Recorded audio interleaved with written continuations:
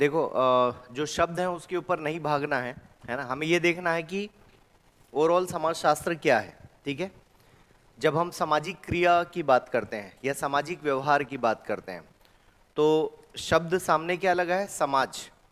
Clear है?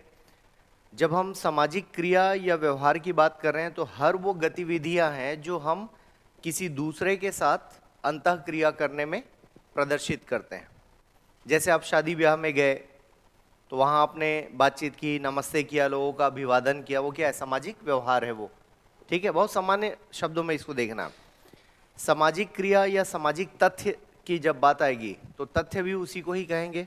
जैसे कल मैंने बताया कि जब हम बात करते हैं जैविकी घटनाओं में, जैसे पलकों का झपकना, ठीक है, अब किसी बच्चे का जन्म होता है, वो प्राकृतिक घटना है, लेकिन बच्चा लड़का चाहिए लड़की चाहिए, ये समाज इसमें कनेक्टेड है, सामाजिक घटना। कि जब एक प्रेशर बना हुआ है कि नहीं नहीं बेटा होना चाहिए, है ना, या फिर हमें अस्पतालों में लिखना पड़ता है कि यहाँ पर लिंग परीक्षण नहीं होता, ये क्या है? ये सामाजिक घटना है। मतलब बच्चे के जन्म लेने के बाद उसने ये सब दुनिया में देखा ना।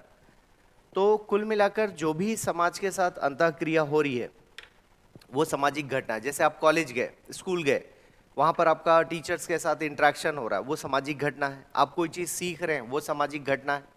क्लियर है? हर वो चीज़ जो समाज के दायरे में हो रही है, जिसमें आपके बायो का रिलेशन नहीं होगा, ठीक है, समाज का रिलेशन होगा। सामाजिक गतिविधियों को आप सामाजिक व्यवहार कह लो, वही सामाजिक क्रिया है, वही सामाजिक तथ्य है। जैसे लोग आत्महत्या क्यों करते हैं? अब आत्महत्या का शरीर विज्ञान से कोई लेना देना नहीं, ठीक है ना। व्यक्ति सोचता है, मन से परेशान हुआ और किसी रीज़न से उसने सुसाइड कर लिया।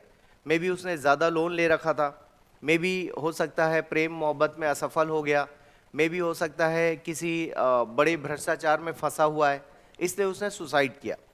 जब दुर्खिम का पढ़ेंगे, एक बार आपको 2012 में आया दुर्खिम का, पहली बार इन्होंने पहले ही एग्जाम में सुसाइड का मॉडल पूछ लिया था। तो दुर्खिम ने 7-8 टाइप के सुसाइड्स बताए। क्लियर है? तो थिंकर्स नहीं पढ़ना होता, बट इन्होंने पहली बार आपको पूछा था, उसके बाद नहीं पूछा है थिंकर्स को। 1-2 बार और कहीं कहीं पर पूछा होगा, बट मतलब मानकर चलो कि 10 साल में 2 या 3 थिंकर्स को इन्होंने पूछा है। तो कहने का मतलब ये हुआ कि ये जितनी भी घटनाएं हैं यही सामाजिक व्यवहार है। समाज के साथ आपका व्यवहार कैसा है? क्लियर है? जैसे ट्रेन में आप चढ़े तो ट्रेन में चढ़ने के बाद शुरुआती दौर में एक रेजिस्टेंस होता है कि भैया हमारी सीट है ना, कोई नहीं बैठेगा। उसका धीरे धीरे आपकी दोस्ती हो जाती है, इतनी दोस्ती होती है कि वो पता चलो शादी में तब्दील हो गया कि बहन जी आप आइए हमारे घर, और बहना ऐसा ऐसा, वहीं पर आदान प्रदान हो गया जानकारी अपने अपने बच्चों की, और वहीं से रिश्ता फाइनल हो गया और पता चला कि वो शादी भी हो गई। तो ये यहाँ पर क्या है? सामाजिकता, सामाजिक व्यवहार है ये। क्लियर?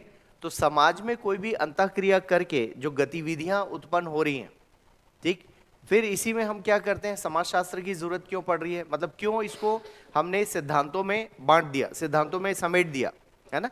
कुछ सिद्धांत थे अलग अलग चिंतकों, अच्छा वो चिंतक कहाँ से रहे? कुछ इतिहासकार हैं, कुछ राजनीतिक चिंतक हैं, कुछ दर्शन वाले हैं, दार्शनिक भी हैं। तो इन्होंने समाज को अलग अलग दृष्टिकोण से देखा और उनका भी योगदान है।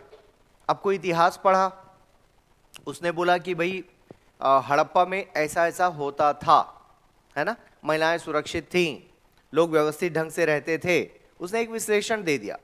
आपने उस विश्लेषण के आधार पर तुलना की, वर्तमान समाज में तुलना करके आपने एक सिद्धांत गढ़ दिया कि पहले महिलाएं सुरक्षित थी, अभी नहीं है। ठीक, तो समाज का एक प्रोग्रेस आपको दिख रहा है कि समाज महिलाओं के मामले में नीचे आया है, ऊपर नहीं गया है। ठीक है, विकास हम कितना भी कर ले, लेकिन उस जमाने के विकास से तुलना करोगे तो आप देखोगे कि वो लोग शौचालय का इस्तेमाल किया करते थे, जबकि हम लोग अब जाके स्वच्छ भारत में टॉयलेट बना रहे हैं, राइट। तो उस अंतर को समझना है कि समाज का विकास किस क्रम में हुआ।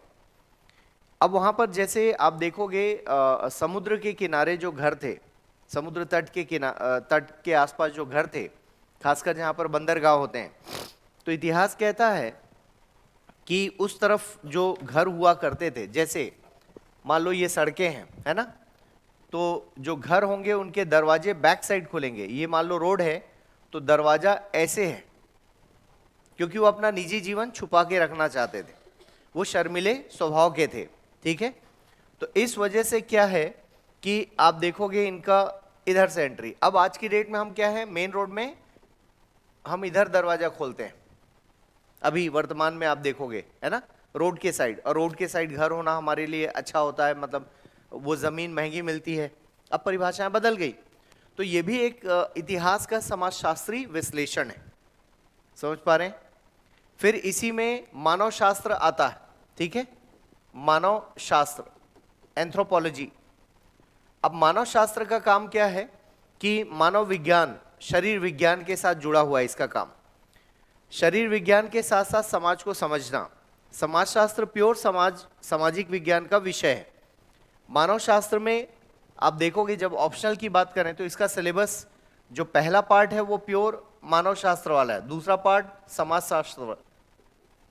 तो यूपीएससी में दोनों विषय एक साथ नहीं ले सकते थे पहले जब दो ऑप्शनल थे, क्योंकि दोनों का 50% सिलेबस सेम था। तो मानव शास्त्र का मतलब ये हुआ कि मानव की उत्पत्ति कैसे हुई, उसका शरीर विज्ञान कैसे तैयार हुआ। थोड़ा सा बायो से जुड़ा हुआ, साइंस से जुड़ा हुआ सब्जेक्ट आपको मिलेगा। भूगोल में आपको पता है कि हम लोग अलग अलग जगह पर जन्म लिए, इसीलिए हमारी शारीरिक बनावट अलग अलग है। कहीं आप देखोगे बिल्कुल छोटे कद के लोग हैं, करली हेयर्स, कहीं बहुत बड़े बड़े, नाइजीरिया बहुत लंबे लंबे लोग होते हैं, है ना, मतलब उनका सब कुछ, चेहरा बड़ा, हाथ बड़ा, पैर बड़ा। तो आप देखोगे वो भूगोल के कारण वैसा होता है, और बाकी कोई सामाजिक कारण उसके पीछे काम नहीं करता। फिर समाज वैसा विकसित होता गया। क्लियर। तो जब तक हम मानव की उत्पत्ति नहीं समझेंगे, समाज को हम नहीं समझ पाएंगे। इसलिए आप देखोगे मानव शास्त्र में भी समाजशास्त्री विश्लेषण आपको दिखाई देगा। तो समाज कैसे बना, अंतःक्रिया से। मान लो आप एक किसी वीरान टापू में फंसे हुए हैं और वहां पर आपको बचना है, तो किससे गुहार लगाओगे आप, किससे मदद मांगोगे आप? कोई भी नहीं, है ना। प्रकृति है केवल, तो प्रकृति के साथ आप जीना सीखोगे, या सुसाइड करके आदमी मर जाएगा कि पानी में डूब जाता हूं, खत्म समस्या। लेकिन कुछ होंगे जो सरवाइव करने की सोचेंगे वहां पर, ठीक। तो धीरे धीरे आप अपना समाज वहां पर बना ही नहीं पाते हैं, कुछ भी सोच ले आप सामाजिक कैसे हो पाएंगे, क्योंकि सामने कोई ना कोई व्यक्ति चाहिए ना, दो या अधिक लोग चाहिए समाज बनाने के लिए, जहां अंतःक्रिया होगी, क्योंकि वहां पर कोई और आपके अलावा है नहीं, जानवर भी नहीं है, पेड़ पौधे हैं। तो आप क्या करोगे, चूंकि आप समाज में रह चुके हैं। एक मूवी है कास्ट अवे, ठीक है, इंग्लिश मूवी है, बहुत अच्छी, कभी मौका लगे तो देखिएगा, 2 घंटे की है, ऑस्कर अवॉर्डेड है मूवी। उसमें सेम स्टोरी है, एक बंदा फंस जाता है टापू में, है ना, कुरियर कंपनी का एम्प्लॉय होता है, और उसका प्लेन क्रैश करता है, तो वो बहते बहते वहाँ पहुँच जाता है, और वो अकेले सर्वाइव करता है। चूँकि वो सामाजिक प्राणी था, तो उसके हाथ में कुछ फुटबॉल जैसी कोई चीज़ उसके साथ बह के आ जाती है, तो उसको एक चेहरा बना लेता है, जैसे ग्लोब है वैसे बनाकर रख लेता है, उसकी आंख नाक बना देता है, उससे बात किया करता है, वो रोज रोता भी है उसके साथ, क्योंकि बात करने के लिए कोई है नहीं ना, तो उसने उसको मान लिया कि मैं इससे बात कर रहा हूं। तो वो उस वहां पर क्या हो रहा है, वो सामाजिकता विकसित करने का प्रयास कर रहा है।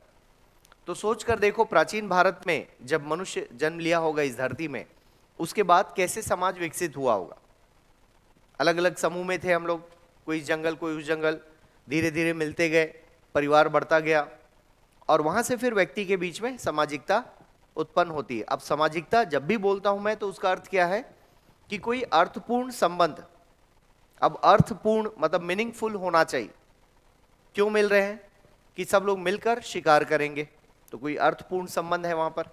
क्यों मिल रहे हैं, सब लोग मिलके सुरक्षा करेंगे जानवरों से, या बाहर से एक और ग्रुप है वो युद्ध करना चाहता है, उससे मिलकर युद्ध किया जाएगा, ये भी सामाजिकता है। तो समाज में रहना और सामाजिक गतिविधियों में शामिल होना सामाजिकता, यही सामाजिक क्रिया है, यही सामाजिक व्यवहार है। तो व्यवहार आपका समाज में जीने के लिए जो होता है, जैसे आप स्कूल जाना वो सामाजिक व्यवहार है, लोगों का शादी करना सामाजिक व्यवहार, त्योहार मनाना सामाजिक व्यवहार है। क्लियर है। तो हर पल सामाजिक व्यवहार आपको दिखाई देता है। जैसे बुजुर्ग आपको दिखाई दे रहे हैं राह चलते, आप उनको नमस्ते करते हैं, नमस्ते सर, नमस्ते अंकल, ये भी सामाजिकता है, सामाजिक व्यवहार है। आपने हाल चाल पूछा, उन्होंने आपके माता पिता की जानकारी ली, कैसे हैं आपके माता पिता, ये सामाजिक व्यवहार है। क्लियर? तो सामाजिक क्रिया, सामाजिक व्यवहार जिसमें से कोई रिजल्ट निकलता हुआ दिखता है। जैसे दो लोग मिले तो उनके बीच क्या होगा, अभिवादन होगा, तो कोई परिणाम निकला, है ना, दोनों ने एक दूसरे के बारे में जाना। दुकान में गए आप, सामान खरीदा आपने, तो सामान की बिक्री हुई, आपको सेवा प्राप्त हुई या वस्तु प्राप्त हुई, तो यहां पर भी सामाजिक गतिविधि का जन्म होता है। बस में आप चढ़े, कंडक्टर को आपने पैसा दिया, सामाजिक गतिविधि है, लेन देन, व्यापार, ठीक है। बस में बैठे, सामने वाले से, बगल वाले से दोस्ती हो गई, वो भी व्यापारी था, आप भी व्यापारी हैं, मिले, दोनों ने मिलके कुछ नया सोच लिया, सामाजिकता उत्पन्न हो गई। क्लियर है? बस का एक्सीडेंट हो गया, आप दूसरों की मदद करते हैं, आपकी मदद कोई कर रहा होगा, सामाजिकता उत्पन्न हो गई। क्लियर हो रहा है? तो ये समाज है। जरूरी नहीं कि हर बार हम एक दूसरे को बहुत अच्छे से जानते हों, फिर भी सामाजिकता उत्पन्न हो सकती है। राह चलते हम समाज इसलिए नहीं कहते क्योंकि वहां पर कोई अर्थपूर्ण संबंध विकसित नहीं हो रहा। दो राहगीर चले जा रहे हैं तो दोनों के बीच कोई संबंध नहीं है, वो उधर चला गया, मैं इधर चला गया, कोई संबंध विकसित नहीं हुए। तो जहां पर कोई अंतःक्रिया होगी, है ना, इंटरेक्शन होगा, इंटर एक्शन, इंटरेक्शन को कहा जाता है इंटर एक्शन।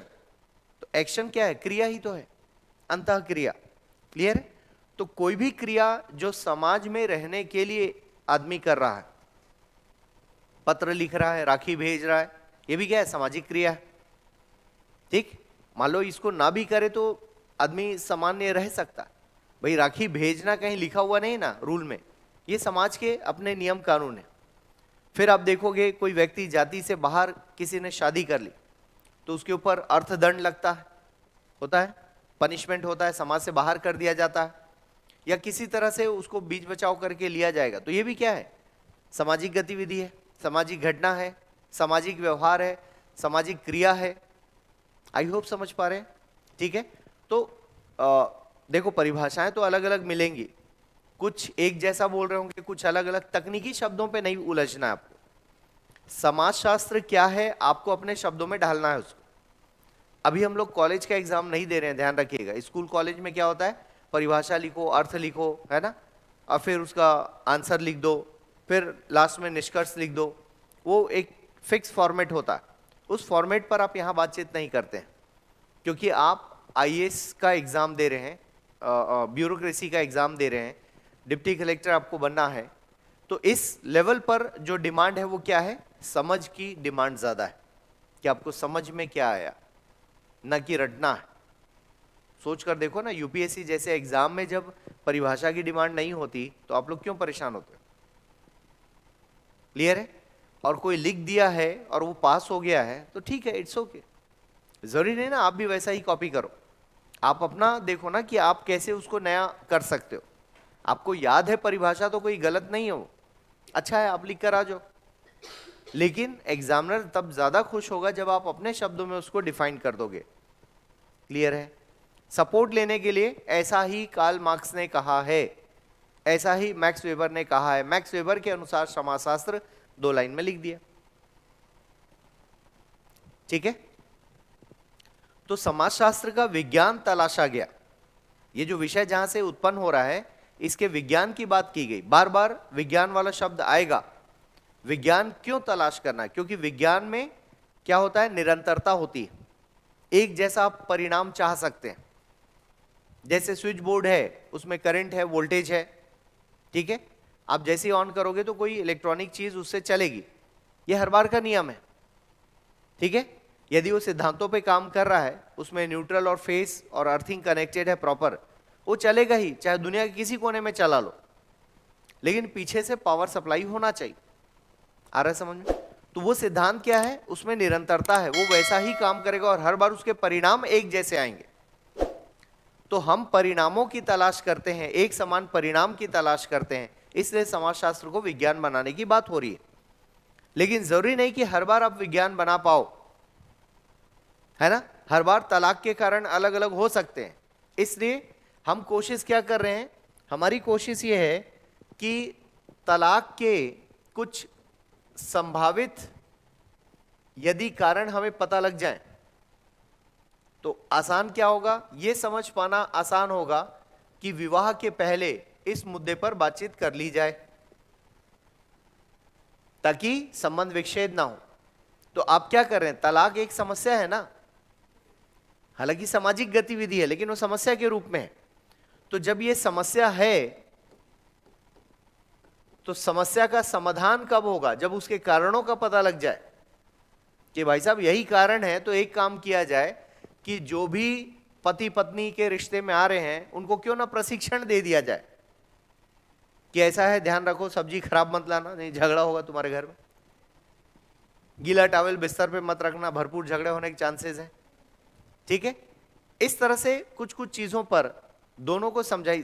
प्रॉब्लम यही है हमारे समाज में कि हमको ट्रेनिंग नहीं दी जाती। कहाँ ट्रेनिंग देते हैं, वो तो माता पिता जैसा कर रहे हैं हम वैसा सीख लेते हैं।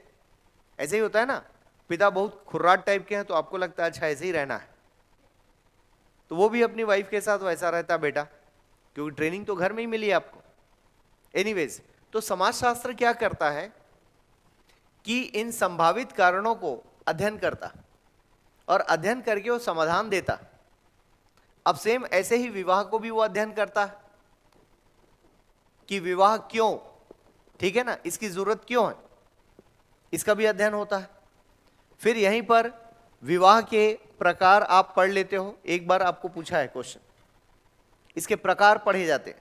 प्रकार इसलिए क्योंकि दुनिया में कई तरह से शादियां होती हैं, उसका बहुत ज्यादा मायने नहीं है, लेकिन चूंकि सामाजिक गतिविधि है विवाह के प्रकार।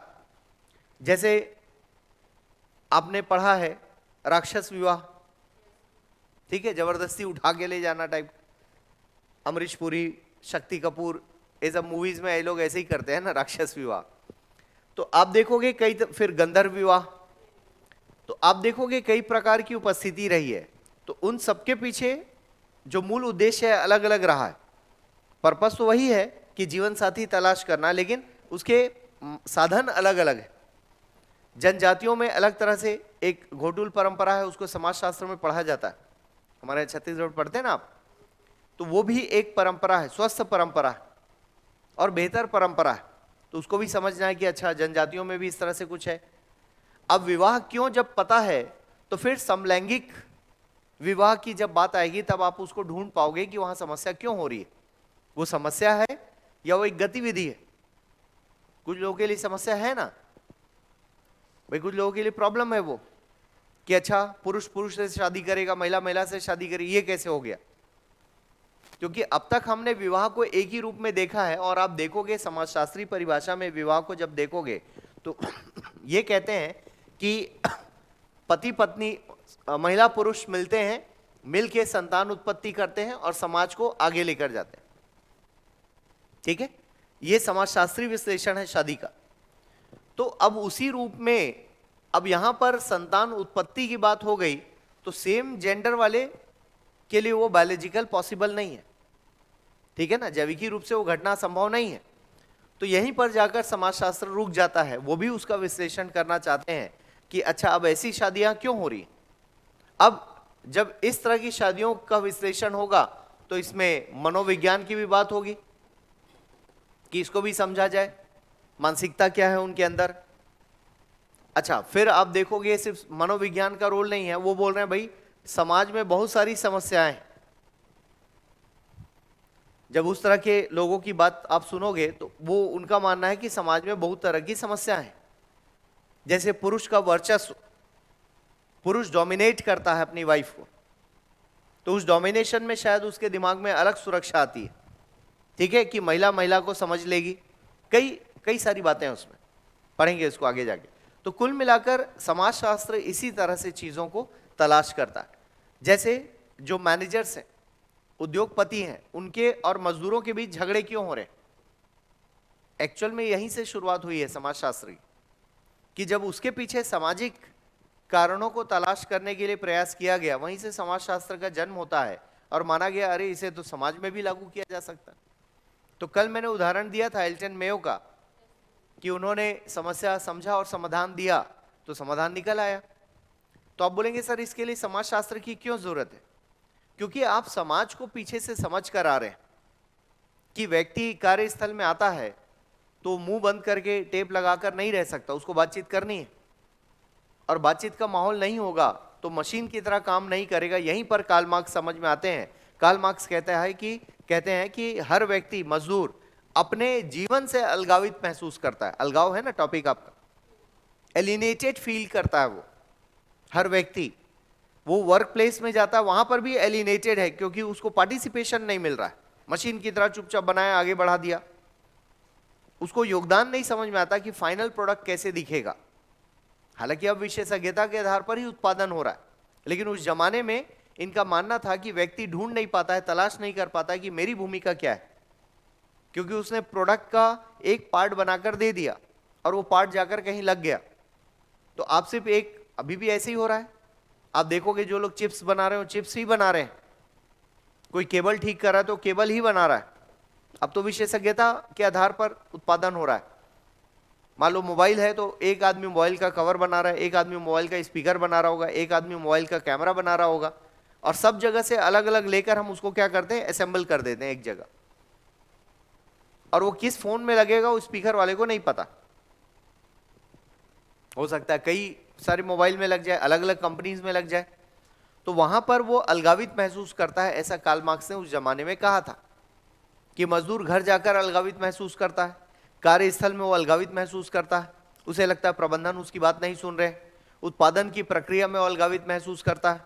तो ओवरऑल वो अपने आप को डिस्टेंस।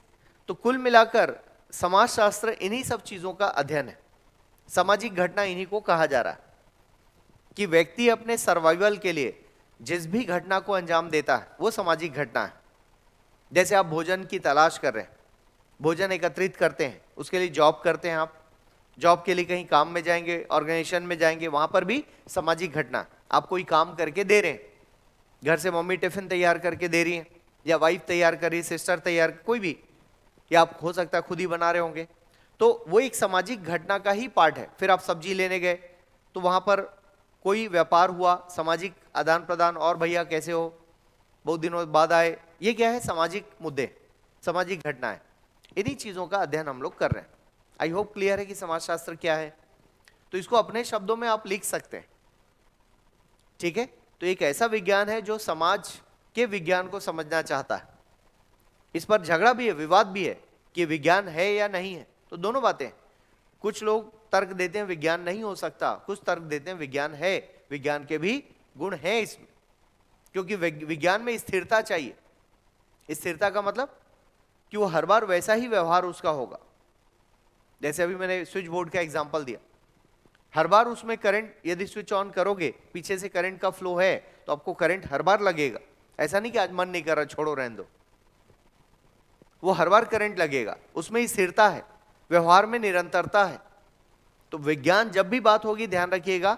और विज्ञान इसीलिए महान होता है क्योंकि विज्ञान को हम क्या कर सकते हैं, विज्ञान के माध्यम से किसी चीज को पता लगाया जा सकता है, प्रेडिक्ट कर सकते हो, आप पूर्वानुमान लगा सकते हो। और व्यक्ति के व्यवहार का पूर्वानुमान हो सकता है नहीं, कब वो कैसे किस बात पर गुस्सा हो जाए, कब उसका मूड खराब हो जाए, ठीक है ना। पता चला उसका मन ही नहीं लग रहा है किसी काम में, वो डिप्रेशन में चला गया। आप समझ ही नहीं पा रहे हो डिप्रेशन क्या है। जब तक खुद को ना हो नहीं समझ में आता ना कि क्या हो रहा होगा उसके मन में। सब कुछ तो अच्छा है यार, क्या दिक्कत है तुम्हारे अंदर, और दो थप्पड़ लगा दो उसको, चल, है ना, सुसाइड की सोचता है। तो आप समझ ही नहीं पाओगे जब तक आपके साथ ना हो, क्योंकि वो चीज ही ऐसी। किसी बात से दुखी हो नहीं, कोई परेशानी नहीं, तो सब में नहीं, फिर दुखी क्यों हो, है ना, पता नहीं बोल रहा वो भी।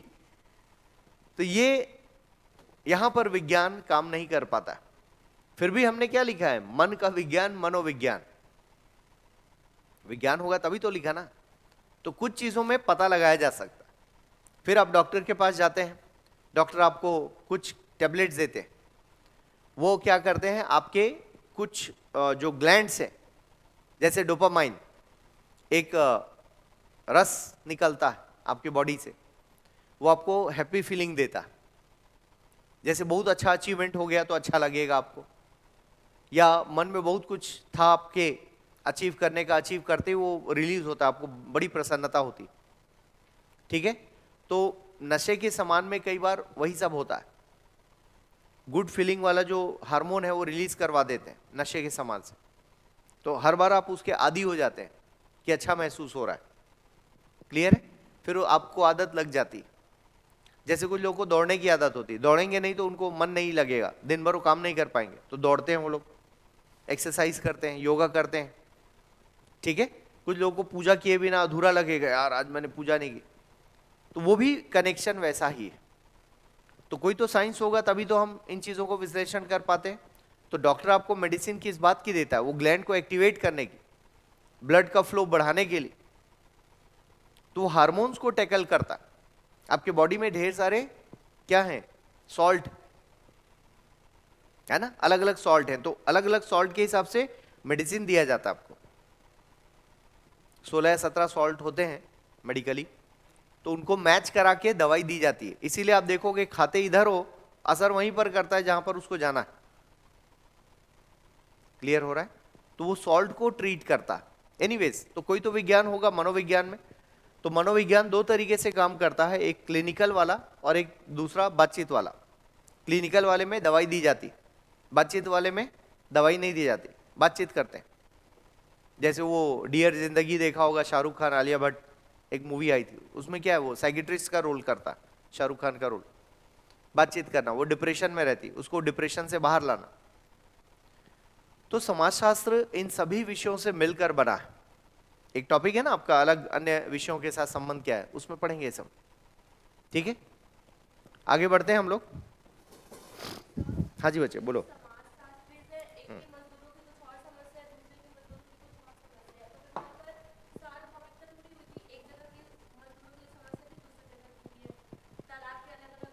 कारण बिल्कुल ठीक है।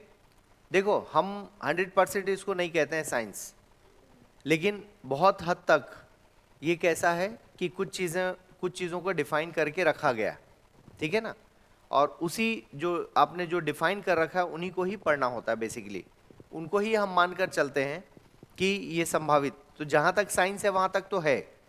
जैसे अभी मैंने खुद ही कहा कि आपके मन को डिफाइन करना बहुत मुश्किल है, ठीक है, कब आपका मूड कैसा है, लेकिन बहुत सारी चीज़ों को हम प्रेडिक्ट कर सकते हैं।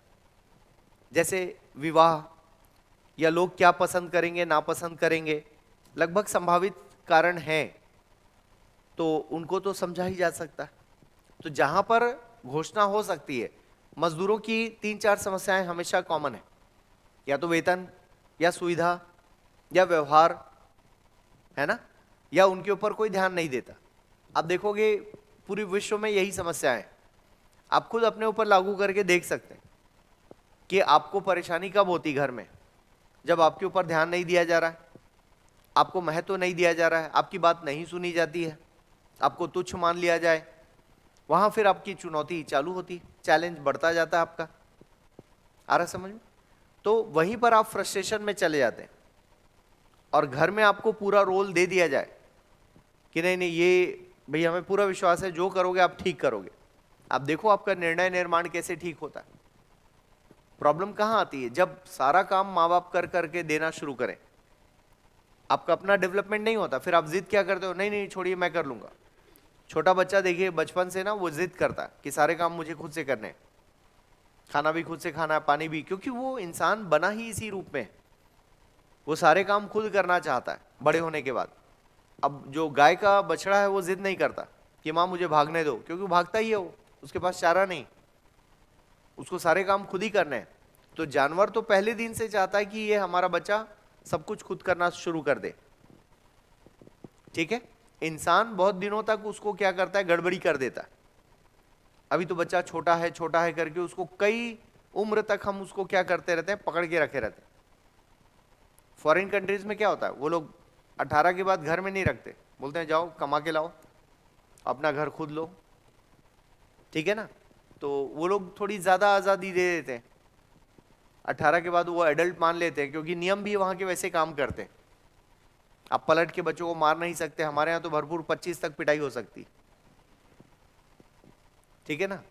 कुछ कुछ घरों में शादी के बाद भी हाथ उठ जाता पिताजी वगैरह का, उधर बहू खड़ी इधर, है ना।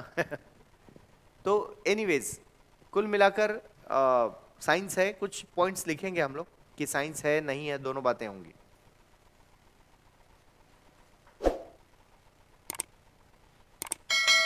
कल समाजशास्त्र का विकास टाइटल दिया था मैंने, है ना। इस पर क्वेश्चन अभी तक नहीं आया है, थोड़ा सा इसको लिख लेते हैं ताकि आपके पास लिखा हुआ रहे।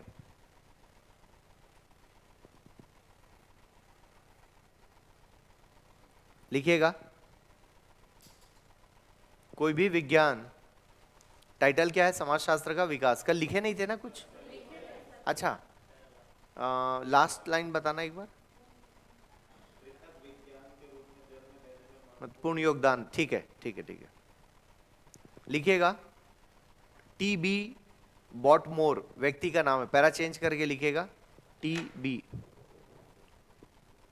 टी और बी फॉर बॉम्बे और बॉटमोर पढ़ा जाता है ना। ब में अर्धचंद्राकार, बॉटमोर।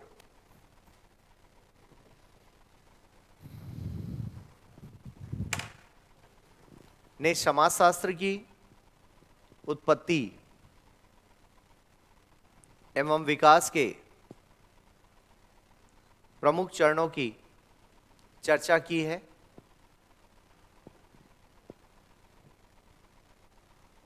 प्रथम चरण, प्रथम चरण टाइटल दीजिए, उसमें लिखिए। आरंभिक चरण के अंतर्गत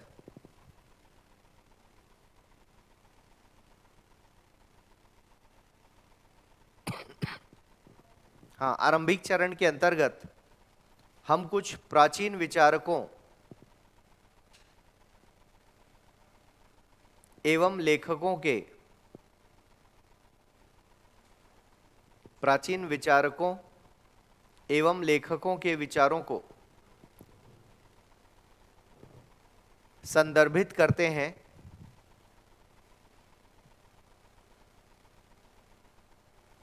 इस सिलसिले में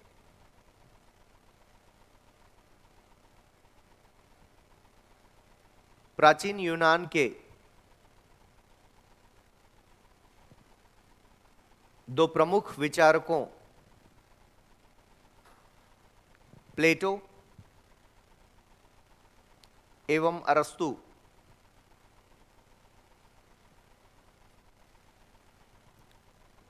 प्लेटो PLATO एवं अरस्तु के विचार महत्वपूर्ण हैं।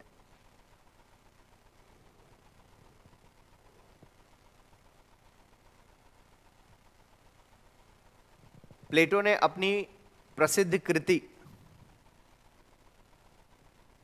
द रिपब्लिक, उनकी किताब का नाम था द रिपब्लिक। प्लेटो ने अपनी प्रसिद्ध कृति द रिपब्लिक एवं अरस्तु ने अपनी, सर एक बार फिर से। हाँ जी सर एक बोल। बार फिर से। प्लेटो ने अपनी प्रसिद्ध कृति द रिपब्लिक, अंडरलाइन करके रख सकते हैं, एवं अरस्तु ने अपनी पुस्तक एथिक्स एंड पॉलिटिक्स,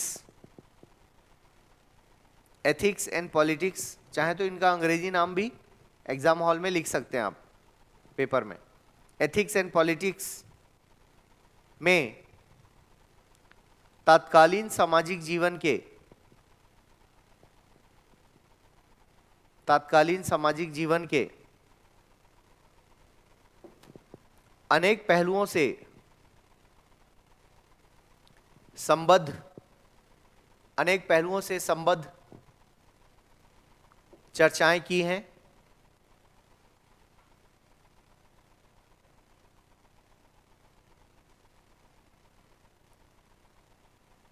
इन पुस्तकों में पारिवारिक जीवन, इन पुस्तकों में पारिवारिक जीवन,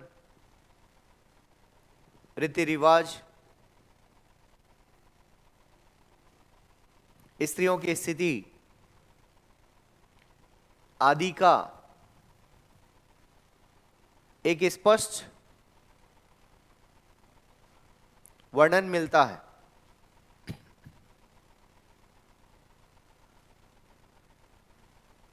आदि का एक स्पष्ट वर्णन मिलता है। द्वितीय चरण, पैरा चेंज करके द्वितीय चरण।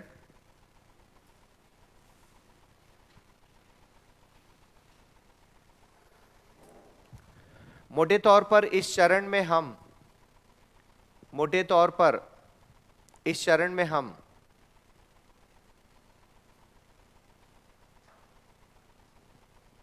मोटे तौर पर इस चरण में हम 6ठी शताब्दी से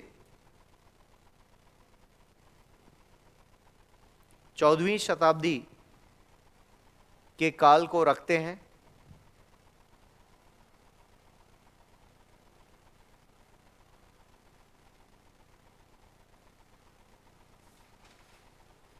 पूर्ण विराम। इस पूरे चरण में सामाजिक जीवन की इस पूरे चरण में सामाजिक जीवन की अधिकांश व्याख्याएं दार्शनिक ही हुआ करती थीं। इस पूरे चरण में सामाजिक जीवन की अधिकांश व्याख्याएं दार्शनिक ही हुआ करती थी, जिसमें समय समय पर धर्म का सहारा लिया जाता था।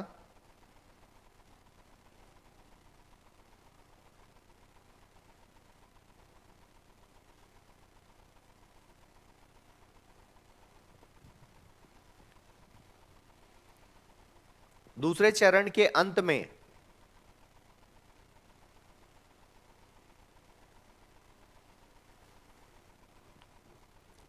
कुछ ऐसे भी चिंतक मिलते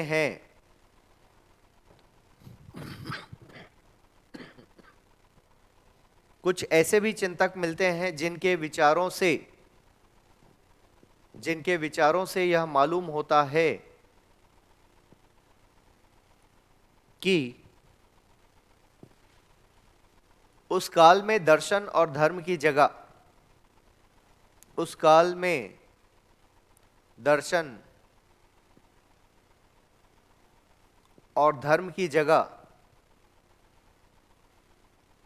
तर्क प्रधान हो गया।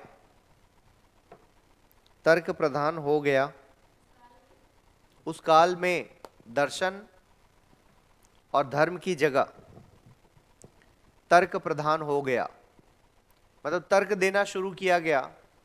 जैसे आपको पता है कि बहुत पहले लोग ये मानते थे कि सूर्य पृथ्वी के चक्कर लगाता है, ठीक है ना। तो यहां पर क्या है, मान लिया गया तर्क सही नहीं था। बाद में तर्कपूर्ण जो सिद्धांत है उनकी व्याख्या कैसे होने लगी, हर चीज के पीछे वैज्ञानिक कारण बताना कि ऐसा क्यों हो रहा है। तो जब तर्क आएगा तो अंधविश्वास क्या होगा, समाप्त होगा, ठीक है। तो तर्कपूर्ण व्यवस्था में आपको पता होना चाहिए कि लोगों ने इसका विरोध किया कि भाई तर्कपूर्ण नहीं है, सती प्रथा क्यों, आप तर्क दीजिए। तो तर्क था नहीं उनके पास, इसलिए आप देखोगे जिनमें भी तर्क नहीं होगा, तर्क का मतलब वैज्ञानिक कारण, वो चीज समाप्त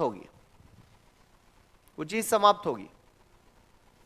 जैसे आप बहुत सारी गतिविधियां आप कंटिन्यू नहीं करते हैं, आपके माता पिता ने जो किया उसको आप लगातार नहीं करते। जैसे रोज आप तिलक चंदन नहीं लगाते हो क्योंकि आपको बहुत तर्कपूर्ण नहीं लगा। कुछ लोग करते होंगे, आप जो पंडित जी पुजारी हैं वो तो रोज करेंगे कि उनके लिए तर्क है।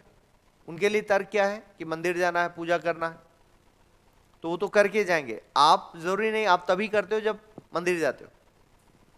आप ऐसा रोज लगा के ऑफिस या क्लास में नहीं आते हैं ना। सभी धर्मों में यही, तो धर्म में भी वही गतिविधियां काम करेंगी जो तर्कपूर्ण होंगी। साउथ में आप देखोगे वो लोग यहाँ कई जगह चंदन का पाउडर लगाते हैं, यहाँ कानों में भी, क्योंकि वो ठंडा रखता, वेन्स को ठंडा रखता है। तो यहाँ पर इतना चौड़ा क्यों लगाते हैं, ताकि वो ठंडक, उधर गर्मी ज्यादा है ना। तो वो तर्क है उसके पीछे, वो केवल दिखावा नहीं है, वो तर्क है। अब लेकिन ऐसा पूरा पोत के आप ऑफिस नहीं जा सकते कि ठंडा ही रखना है घर के, वहां एसी है ना भाई, है ना। विज्ञान आ गया, पहले नहीं था। तो लोग वैसा करते थे, हर दूसरा आदमी ऐसे, आपको तो ऐसा लगता कि बहुत भक्ति भाव वाला है, तो भक्ति भाव कम, वो चंदन का लेप है बेसिकली। तो कुल मिलाकर जब तर्कपूर्ण व्यवस्था चालू हुई, तर्कपूर्ण बातें शुरू हुई, उसको लिखना शुरू किया, तो लोगों ने विरोध भी किया, कुछ लोगों को तो मार भी दिया गया कि फालतू बात करते हैं लोग। लेकिन धीरे धीरे सब वैज्ञानिक रूप में सामने आने लगा। फिर ये भी प्रूव हो गया कि भाई धरती चक्कर लगाती, सूरज एक ही जगह है, धरती चक्कर लगाती है, पूरा ग्रह सिस्टम है ना, प्लैनेट सिस्टम है कंप्लीटली। तो लोगों ने माना इस चीज को, लोगों ने समझा, तर्कपूर्ण व्यवस्था को समझा, ठीक। तो सॉरी, जैसे ही तर्क का विकास होना शुरू हुआ, अंधविश्वास की समाप्ति हुई। आगे लिखिएगा। इस काल के प्रमुख विचारकों में, इस काल के प्रमुख विचारकों में सेंट थॉमस और दांते का नाम लिया। सेंट थॉमस और दांते, ऐसा लिखा जाएगा, दांते, ठीक है, का नाम लिया जा सकता है।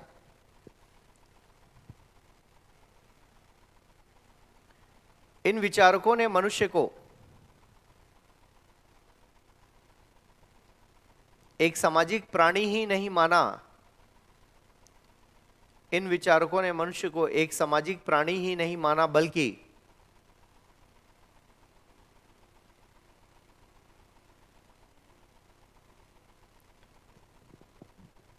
समाज की परिवर्तनशीलता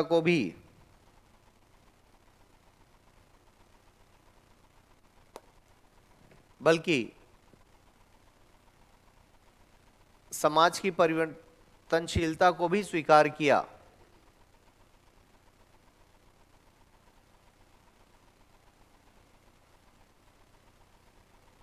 इसके साथ यह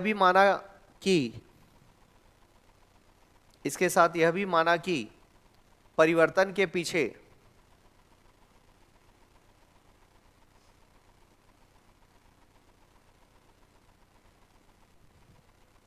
निश्चित रूप से कुछ नियम और शक्तियां कार्य करती हैं। निश्चित रूप से कुछ नियम और शक्तियां कार्य करती हैं,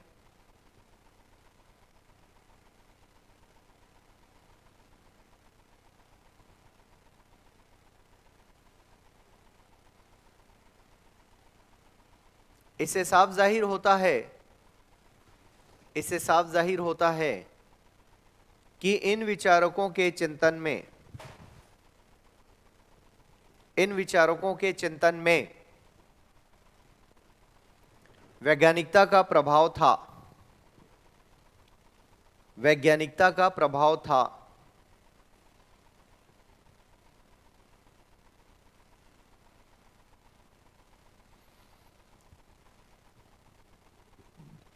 नेक्स्ट, तृतीय चरण,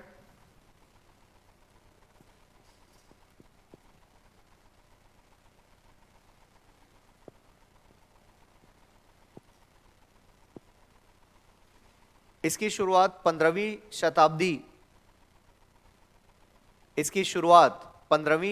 शताब्दी के आरंभ से होती है।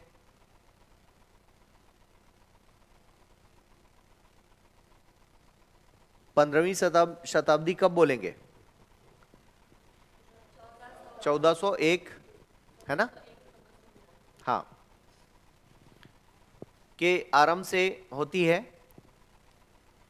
कुछ हद तक इस काल में ही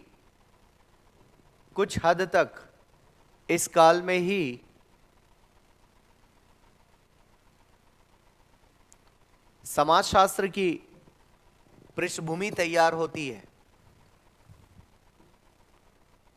कुछ हद तक इस काल में ही समाजशास्त्र की पृष्ठभूमि तैयार होती है।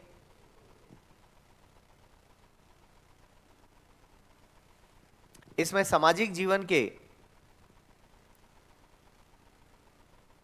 विभिन्न पक्षों पर होती है, इसमें सामाजिक जीवन के विभिन्न पक्षों पर विस्तृत चर्चाएं देखने को मिलती हैं, विस्तृत चर्चाएं देखने को मिलती हैं।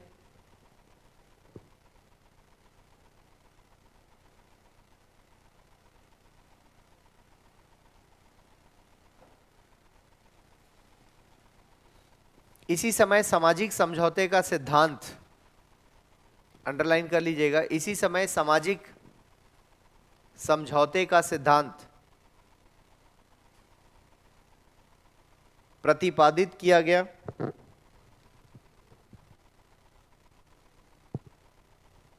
प्रतिपादित किया गया।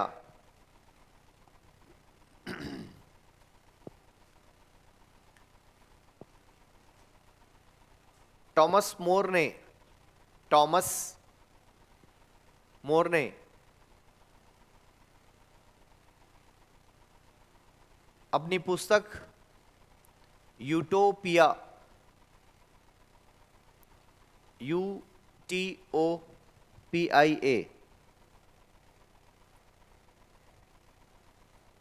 टॉमस मोर ने अपनी पुस्तक यूटोपिया में अनेक सामाजिक समस्याओं की चर्चा की। अनेक सामाजिक समस्याओं की चर्चा की।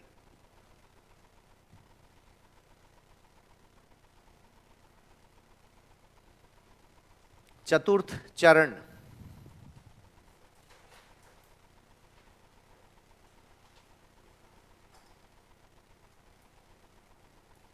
चतुर्थ चरण में ही सही मायने में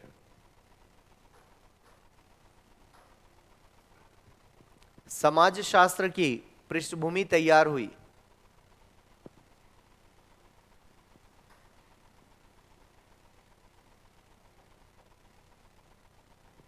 समाजशास्त्र की पृष्ठभूमि तैयार हुई।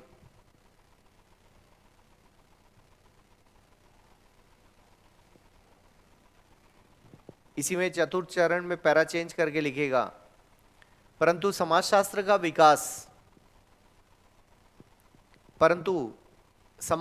का विकास एक विशिष्ट विज्ञान के रूप में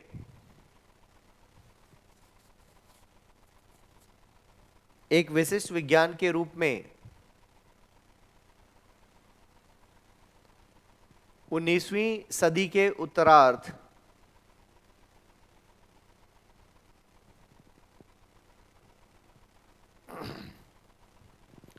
एवं 20वीं सदी के प्रारंभिक काल में हुआ है।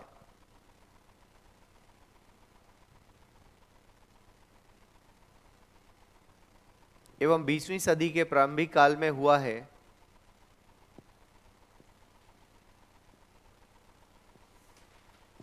यह आधुनिक समाजशास्त्र के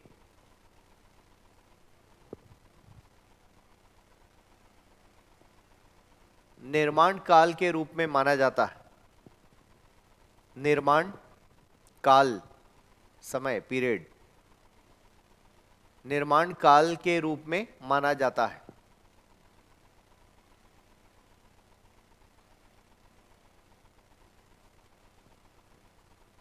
चतुर्थ चरण के कुछ सामाजिक चिंतकों में,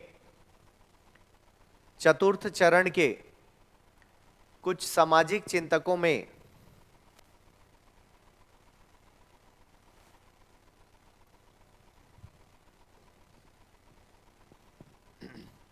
मॉन्टेस्क्यू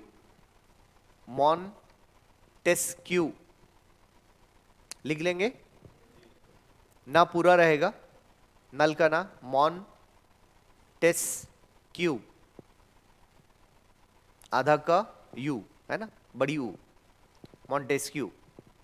इनको पॉलिटी और पॉबेट में भी बताया था मैंने, शक्ति का, हाँ, पृथक्करण का सिद्धांत इन्हीं का दिया हुआ है, ठीक है। फिर लिखे कौंत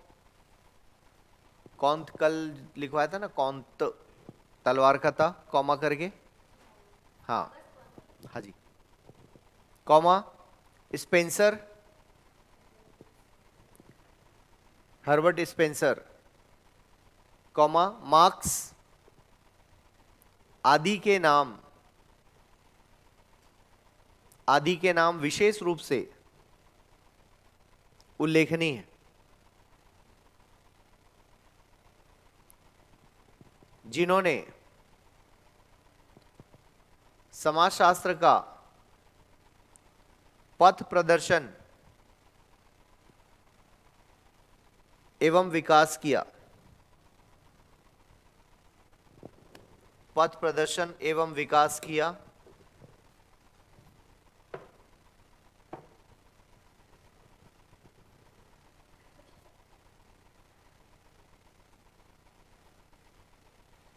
पैरा चेंज करके लिखिएगा। औद्योगिक एवं फ्रांसीसी क्रांति इस काल की महत्वपूर्ण घटनाओं में से है।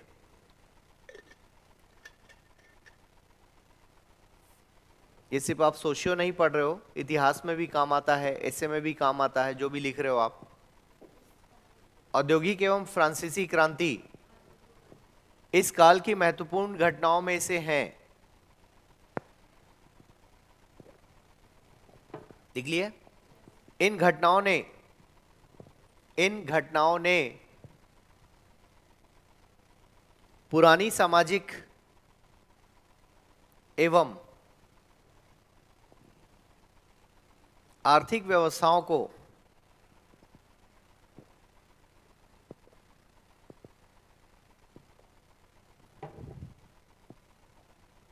झकझोर दिया। आर्थिक व्यवस्थाओं को झकझोर दिया। Full stop. औद्योगिक क्रांति के फलस्वरूप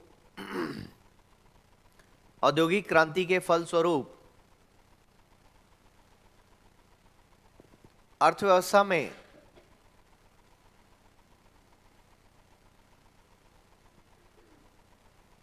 काफी नए परिवर्तन आए।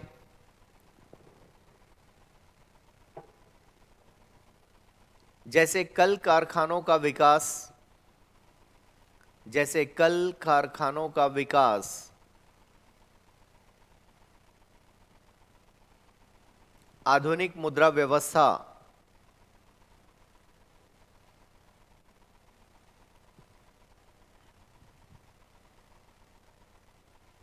बड़े स्तर पर उत्पादन, मजदूरी व्यवस्था में परिवर्तन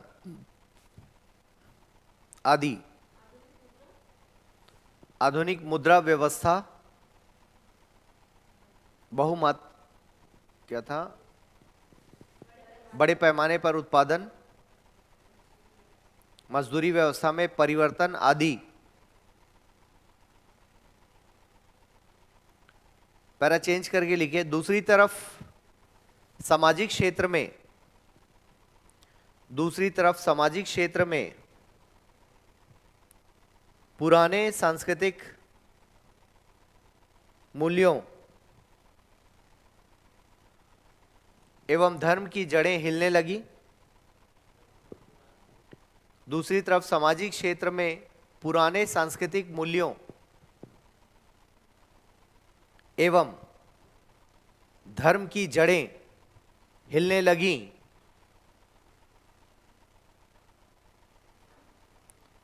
साथ ही बुद्धिवाद तथा तर्क का विकास हुआ।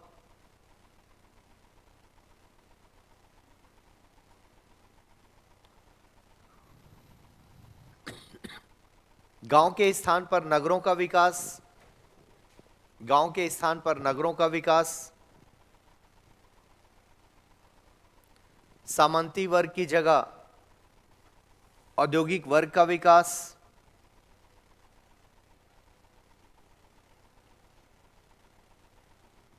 विस्तृत एवं संयुक्त परिवार, सामंती वर्ग की जगह औद्योगिक वर्ग का विकास,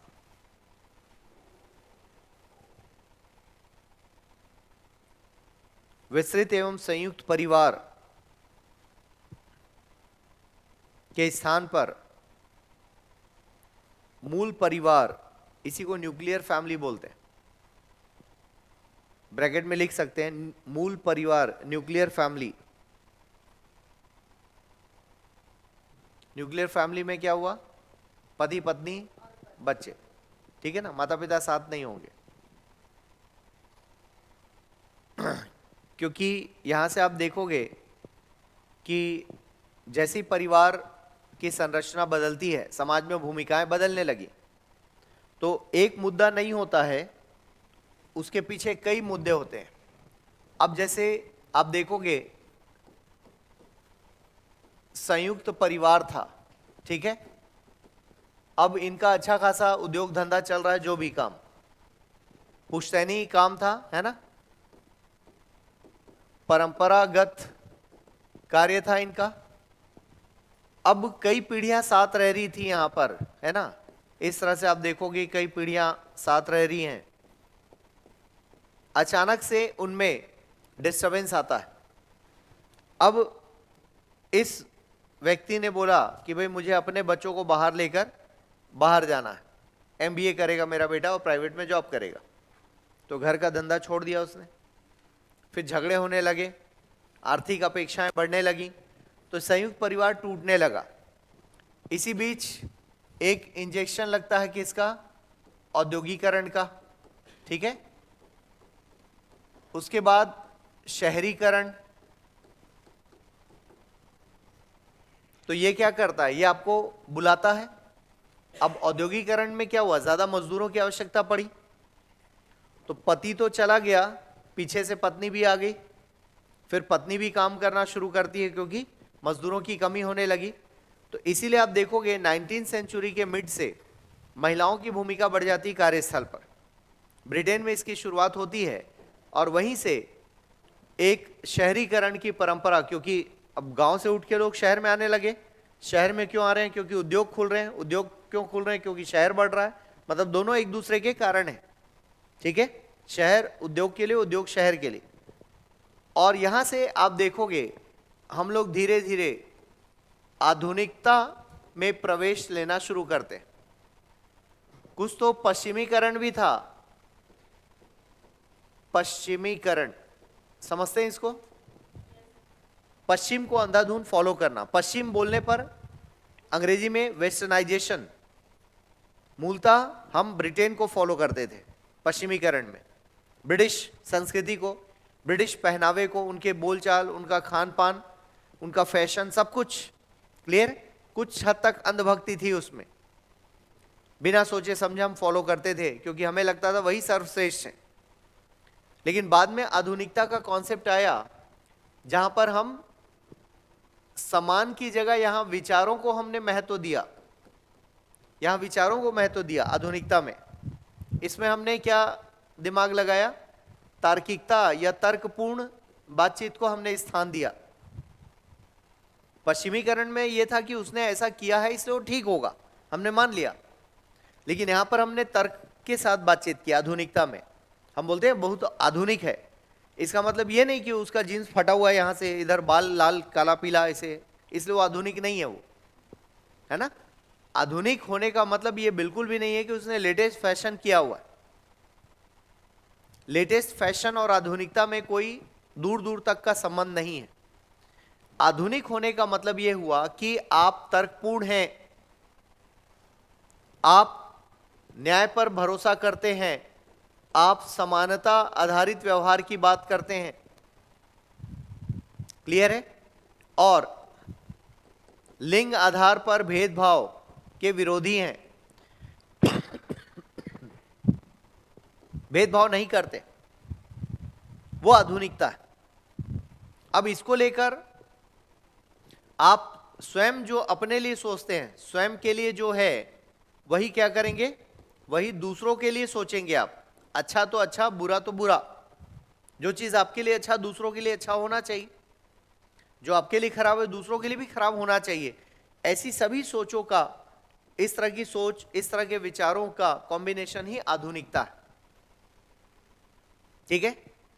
जैसे मान लो सिगरेट पीना आपके लिए खराब है, तो आपकी बहन के लिए भी खराब होना चाहिए, आपकी बहन के लिए वो खराब है तो आपके लिए भी खराब होना चाहिए, ठीक है।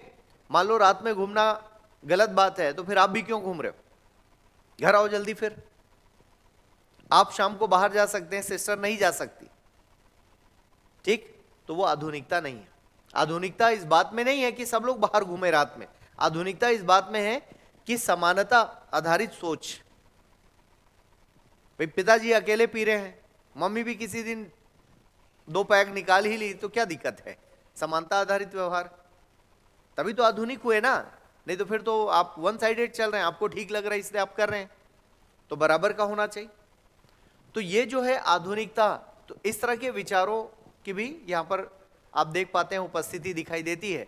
तो पश्चिमीकरण में बुराई ज्यादा है, नेगेटिविटी ज्यादा है, ठीक है ना।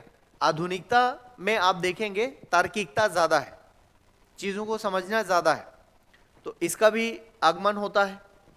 अब ये पृष्ठभूमि से हम उठते हुए जा रहे हैं, तो कुल मिलाकर संयुक्त परिवार छोटे छोटे परिवारों में टूटता गया। अब यहां पर आप देखोगे तो जब हम बात करते हैं, आप लोगों ने क्या लिखा? मूल परिवार, ठीक है। अब मूल परिवार में जैसे ही हम देखेंगे कि पति पत्नी दोनों काम करने वाले हुए, ठीक है। अब यहां पर विचार कैसे बदला? Double income, no child, DINK कहा जाता है। Double income, single child, DISC कहा जाता है। ये भी कॉन्सेप्ट आया। आपको उतना डिटेल नहीं पढ़ना है, ऑप्शनल में काफी पढ़ा जाता था इन सारी चीजों को। अब यहां से जब दोनों वर्किंग है, तो अब यहां पर क्या हुआ? झूला घर का कॉन्सेप्ट आया। बच्चे को क्रेच में रखा जाता है, झूला घर बोलते हैं ना उसको। सुबह गए, छोड़कर चले गए, दूध दूध बॉटल वॉटल कपड़ा वपड़ा सब दे दिए उसको। शाम को आए 5 बजे ले लिए बच्चे को। अब बच्चा घर में आपके पास, तो जब तक टीवी का आगमन हो चुका था तब तक तो लोग टीवी देखते थे। घर में आते ही टीवी देखना है, क्लियर है। सीरियल चल रहा है, न्यूज़ चल रहा है, क्रिकेट मैच चल रहा है। टीवी की दीवानगी जबरदस्त थी। ये कब की बात कर रहा हूं मैं? सन 2000 से पहले जबरदस्त दीवानगी थी, क्योंकि और कोई विकल्प था नहीं। लेकिन जैसे ही आप 2010 क्रॉस करते हैं, इंटरनेट आ गया, और 10 के बाद मोबाइल, बीमारी ये लग गई है ना। तो आदमी अब उसको एक समय की जरूरत नहीं, जब देखो तब वो लगा रहता है। जैसे ही फ्री हुआ हाथ में उसके मोबाइल, कुछ ना कुछ देखना है उसको। आ रहा समझ में? तो आप देखोगे कि घर जाते ही वो बच्चा फिर से किसी ना किसी चीज में उसको आप इंगेज करते हो, क्योंकि आप फिर व्यस्त हो गए। अब यहां से एक मुद्दा उठेगा, बच्चे का समाजीकरण कैसा होगा। एक टॉपिक है ना, आपको सब कनेक्टेड है आपस में। तो इसके असर से समाजीकरण पर असर हो रहा है। अब बच्चे का जो समाजीकरण होगा वो किसके माध्यम से होगा? वो मोबाइल के माध्यम से होगा। मोबाइल में जो सीखेगा वही सीखेगा वो। कार्टून कैरेक्टर आपने बहुत तंग कर करके टीवी लगा दिया, कार्टून चल देख उधर। अब बच्चा भरपूर मग्न है, उसी में खाना खा रहा है, उसी में जी रहा है, उसी में सो रहा है, और आपको लग रहा है कि आपने उसको एंगेज कर दिया, क्योंकि आपके पास विकल्प नहीं है। क्योंकि घर से आने के बाद भी घर, ऑफिस से आने के बाद भी घर फिर ऑफिस बना हुआ है, जो कि गलत है। तो सामाजिकता, समाजीकरण यहां से प्रभावित है। फिर आप रेस्टोरेंट गए, पार्टी जाना जरूरी है आपको। पार्टी गए तो वहां बच्चा फिर तंग कर रहा, फिर उसको पकड़ा दिए कोने में बैठा के, मोबाइल चलो चालू हो जाओ। फिर वो अपना ऐसे ऐसे खेल रहा है उसमें गेम में। अब इधर बीच आप पार्टी एंजॉय कर रहे हैं, तो उसका समाजीकरण क्या हो रहा है? नकारात्मक हो रहा है। और यही बच्चा जब बड़ा होकर जिद्दी हो जाता है या अपने ढंग से वो जीना चाहता है, फिर वहां पर कॉन्फ्लिक्ट अराइज हो रहा है पेरेंट्स के साथ। अब देखो अभी जो जितने लेटेस्ट जनरेशन है, आप उनको देखिएगा, वो कंट्रोल में नहीं आ रहे, क्योंकि जब उनको समय देना था आपने समय दिया नहीं। अब आप उनका समय मांगते हो, वो समय देगा कहां से? क्योंकि उसको समय आपने कहां दिया, तो वो आपको समय क्यों देगा वो? क्योंकि आप तो लगा दिए उसको मोबाइल में। वो आपका समय चाहता था, आपने उसको मोबाइल का समय दे दिया। तो यहां से समाजीकरण प्रभावित है। अब जब समाजीकरण हमारा पुअर हो गया, तो सामाजिक समस्याएं जन्म लेंगी, ठीक है। फिर वो शराबखोरी की ओर जाएगा, नशे की गिरफ्त में जाएगा, अकेलेपन का शिकार होगा, फ्रस्ट्रेशन का शिकार होगा, सुसाइडल टेंडेंसी बढ़ेंगी, अपराधीकरण, वो दिन भर मोबाइल में लगा रहेगा, टीवी में लगा रहेगा, फ्रस्ट्रेशन होगा, क्योंकि वहां से रेज निकलती जो आपका शरीर अभ्यस्त नहीं है उसके लिए। आप दिन भर कितनी देर देख सकते हो, इसके लिए शरीर नहीं बना है हमारा, ठीक है ना, उसकी एक लिमिट है, क्योंकि रेज निकलती है ना पूरे time, blue blue blue rays अंदर जा रही है आपके, तो एक लिमिट है उसको देखने की। तो आप देखोगे ये सब कनेक्ट होता जा रहा है। फिर इसी में साइबर क्राइम बढ़ रहा है, साइबर अपराध बढ़ रहे हैं। तो कहां से शुरू किया था? संयुक्त परिवार से। वहां टोकने वाले लोग थे, बोलने वाले लोग थे, आदर्श संस्कृति की बात होती थी, मूल्यों की बात होती थी, वो सब टूटते टूटते तो आप देखोगे इसी बीच औद्योगिकरण आ गया, शहरीकरण आ गया, 1 BHK 2 BHK फ्लैट आने लगा, दादा दादी के लिए जगह नहीं है, ये भी समस्या होने लगी। तो ये बड़े पैमाने पर होने लगी, और इसी में लोगों को समझ में नहीं आ रहा है कि हम कमा क्या रहे हैं। वहां दिल्ली में जहां फ्लैट है, उसके जो मकान मालिक हैं वो पूरी बिल्डिंग है उनके पास, ठीक है ना, मतलब करोड़ों की संपत्ति होगी अकेले बिल्डिंग। तो हम लोग ग्राउंड फ्लोर में हैं, वो फर्स्ट फ्लोर में रहते हैं, लेकिन दोनों इतने बुजुर्ग हैं कि रात में कुछ हो जाए तो कुछ नहीं कर सकते वो लोग, बहुत मुश्किल से फोन लगा लिए तो बड़ी बात है। बच्चे कहाँ हैं? सब फॉरेन सेटल्ड है। लोकल में कौन है? कोई एक भतीजा है उनका, वो आता है इमरजेंसी में, हमें ही कॉल करते हैं। अब सोच कर देखो, ठीक है, अब उस संपत्ति का क्या वैल्यू, बच्चे बाहर चले गए, वो क्या उपलब्धि। प्रॉब्लम बाहर जाने में नहीं, प्रॉब्लम है अकेले रहने में। या तो साथ ले जाओ, कुछ भी जुगाड़ तुगाड़ करके, जब जाना ही है तो, है ना।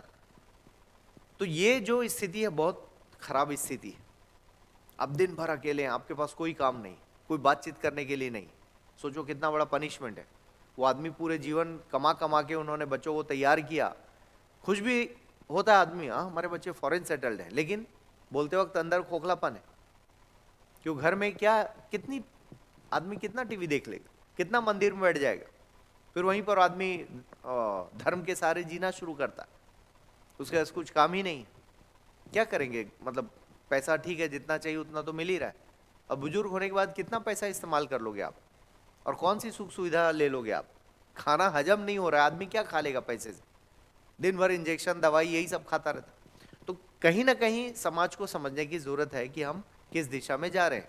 तो आप जनरल ऑब्जर्वेशन से भी समझ सकते हो कि समाज कैसे आगे बढ़ रहा है, ठीक है ना। सब आपस में कनेक्टेड है टॉपिक। अब औद्योगिकरण ज्यादा हो गया तो पोल्यूशन ज्यादा हो गया। औद्योगिकरण को संभालने के लिए लोग ज्यादा चाहिए, जब लोग ज्यादा चाहिए तो पोल्यूशन ज्यादा होगा। दिल्ली में देखो, आज वहां का AQI 500 प्लस, जबकि 150 क्रॉस करते ही वो जहर बनना शुरू हो जाता है। सोचो 500 है, क्या वो लोग जहर ले रहे होंगे, समझ रहे हैं? और वहीं रहना है, गैस चेंबर है वो, आपको धूप दिखेगी ही नहीं। फरवरी तक वो लोग धूप नहीं देख पाते हैं। धूप के नाम पर थोड़ा सा उजाला होता है, पूरे टाइम आपको लगेगा बारिश जैसा माहौल है। यदि ठंड में कभी गए हो दिल्ली तो समझोगे, नहीं गए हैं तो उसका अनुभव ऐसे कर सकते हो। पूरे टाइम आपको, मतलब आसमान आपको दिखता ही नहीं कभी, आ रहा समझ? कभी नहीं देख पाते हो आप वहां पर। सोचो क्या हालात है, लेकिन रहना सबको वहीं पर है, क्योंकि औद्योगिकरण है, सब सारे उद्योग धंधे वहीं पर है, आदमी की रोजी रोटी है, आजीविका वहीं पर है। तो उसका असर पॉल्यूशन पर, पॉल्यूशन का असर बच्चों पर, फिर वही बच्चों पर घूम फिर के आ गया। छोटे छोटे बच्चे अस्थमा के शिकार हैं, सांस उनकी फूलने लगती, धुंध और कोहरा वो लोग बर्दाश्त नहीं कर, अगरबत्ती जला दो उतने में पागल हो जाएंगे, मतलब उसका धुआं भी बर्दाश्त नहीं कर सकते। समझ में आ रहा है? लगभग मतलब 40 to 60% लोग वहां पर किसी ना किसी बीमारी से जूझ रहे हैं, रोज दवाई खाना है उनको, इतना पोल्यूशन। मतलब अभी मैं वहाँ पे एक गंगाराम हॉस्पिटल है, बहुत फेमस है दिल्ली में, उसके एक डॉक्टर हैं, उनकी वीडियो रिलीज हुई है। वो बोलते हैं 25 सिगरेट का धुआं आप रोज पी रहे हैं, और कब से? जब से बच्चा जन्म लिया है। समझ में आ रहा है?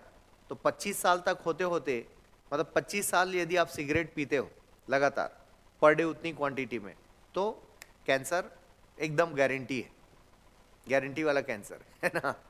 तो सोचो वो बच्चे जो हैं तो कैंसर के लिए बिल्कुल तैयार हो रहे हैं। 25 साल वो रहेंगे तो 25 साल पर डे 25 सिगरेट पी रहे हैं, तो उतनी क्वांटिटी में पी जाते हैं वो, क्योंकि धुआं और सिगरेट बराबर है वहां पर। उसमें भी कुछ लोग और ऊपर सिगरेट पीते हैं कम पड़ रहा है। तो एनीवेज ये सब कुछ आपस में कनेक्टेड है। तो कुल मिलाकर ऐसे में भी इसी तरह से आपको लिखना है। ऐसे ही तो है, ऐसे में क्या करना, ऐसे ही तो करना होता है विश्लेषण आपको। तो समाजशास्त्र का विकास इसी दौरान होता है। उसने समझा चीजों को और यहीं से समझते समझते उसको विश्लेषण करने लगा कि हमारा समाधान कैसे होना चाहिए। अच्छा, किसी ने बोला कि भाई 1 BHK में ही रहना है, मतलब 1 BHK का मतलब बी मीन्स बेडरूम, 1 बेडरूम है ना, HK हॉल किचन, 1 BHK, 2 मतलब 2 bedroom, 2 BHK, 3 BHK, 4 BHK, 5 BHK। तो इसका भी संबंध किससे है? औद्योगिकरण से, शहरीकरण से, कि रहने लायक बस हो जाए, घर ठिकाने लायक, बाकी तो देखा जाएगा। सामाजिकता वहां पर भी नहीं। कोई बाहर से आ गया तो आपको असमंजस होगा, यार कौन कहां सोएगा, क्यों जगह ही नहीं, जगह ही नहीं है। तो एनीवेज ये समाजशास्त्र के सब्जेक्ट मैटर मतलब विषय वस्तु है।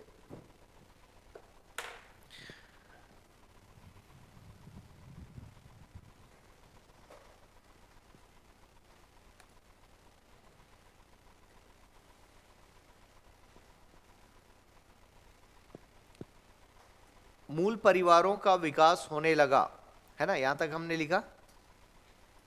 संयुक्त परिवार के स्थान पर मूल परिवारों का विकास होने लगा।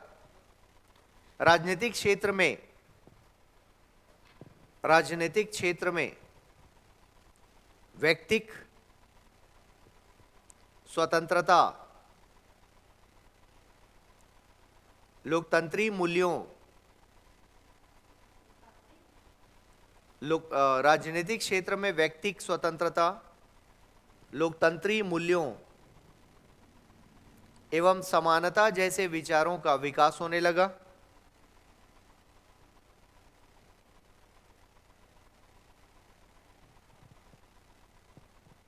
Full stop. इस प्रकार हम देखते हैं कि यूरोप में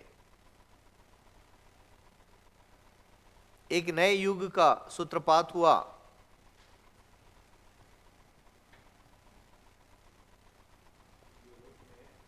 यूरोप में एक नए युग का सूत्रपात हुआ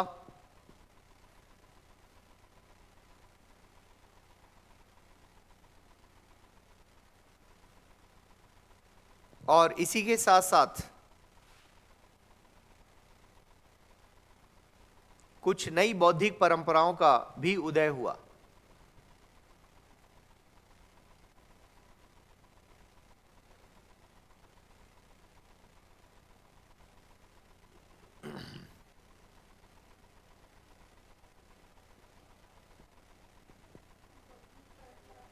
परंपराओं का भी उदय हुआ। पैरा चेंज करके लिखेगा।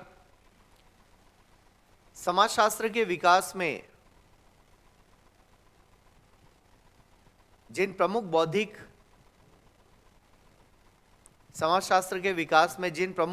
परंपराओं का योगदान सबसे अधिक रहा,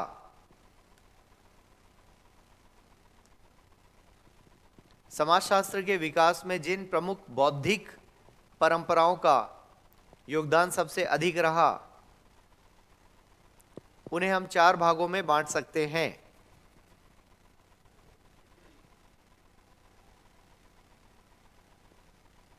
पहला राजनीतिक दर्शन,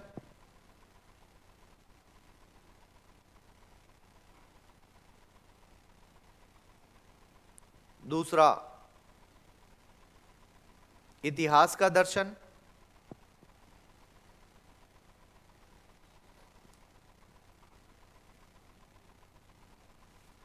मतलब इन लोगों ने क्या किया, इतिहास का दर्शन मतलब इतिहास का उल्लेख किया कि समाज कैसे विकसित हुआ, उसका विश्लेषण किया, उसके आधार पर लोगों को समझ में आया कि अच्छा समाज ऐसे विकसित होगा, है ना। तीसरा लिखे उद्विकास के जैविक सिद्धांत, उद्विकास इवोल्यूशन, EVOLU इवोल्यूशन, जैविक सिद्धांत बायोलॉजिकल थ्योरी, इसमें डार्विन आ जाएंगे, है ना। डार्विन वगैरह के विचारों को पढ़ा जाता है। हाँ, तो इन्होंने बताया कि हम कैसे आगे बढ़े, कैसे मनुष्य का विकास हुआ।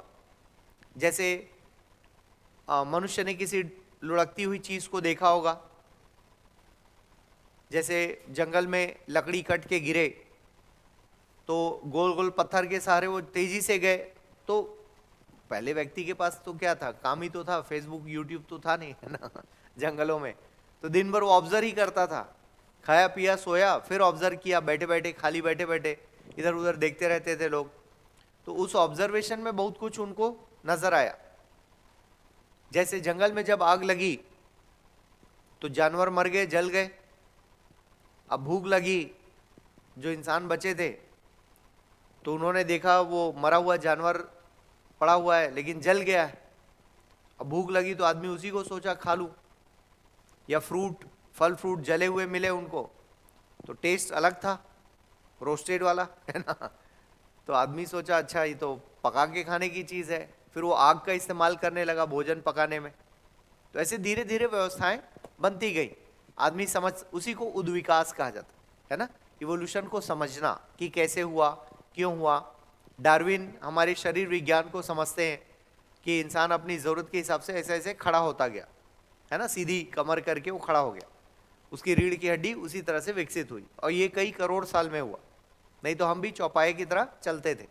ठीक है, तो उन्होंने इसका ऐसा बताया कि ऐसे इंसान धीरे धीरे बदला। फिर इसी में आप देख पाते हैं कि जो डायनासोर हैं वो क्यों विलुप्त हो गए, क्योंकि उनके अनुकूल वातावरण खत्म होने लगा तो विलुप्त होने लगे, बड़े जीव मरने लगे। तो इसीलिए आप देखोगे एलिफेंट रिजर्व हमको बनाना पड़ता है उनको बचाने के लिए। अब चूंकि अब मनुष्य ज्ञानी हो गया तो इसलिए वो सारे काम कर लेता है, पहले नहीं थे तो हम नहीं बचा पाए उनको, डायनासोर्स को। ठीक है, तो नेचर हमेशा, क्योंकि डायनासोर होते तो मनुष्य नहीं आ पाते, तो जिसकी उपस्थिति होनी है नेचर उसको रखेगा, और जिसकी जरूरत नहीं है नेचर उसको नहीं रखेगा। नेचर में इतनी ताकत है, ठीक है ना। तो ये सब जो चीज है उद्विकास के सिद्धांत में बातें आई। आगे लिखेंगे हम लोग। चौथा, सामाजिक एवं आर्थिक सुधार का आंदोलन। सामाजिक एवं आर्थिक सुधार का आंदोलन।